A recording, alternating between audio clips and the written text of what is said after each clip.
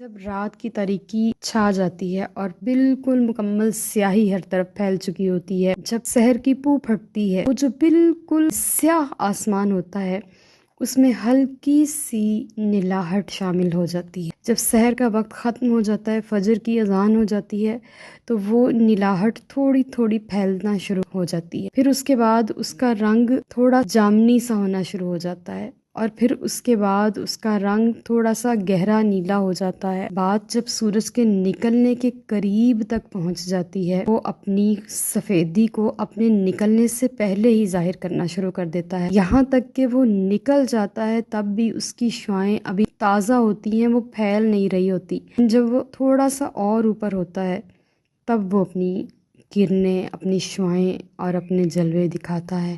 کون ایسا کر سکتا ہے اور روزانہ کی بنیاد پر ایسا کرتا ہے؟ وہ ایک خدا ہے۔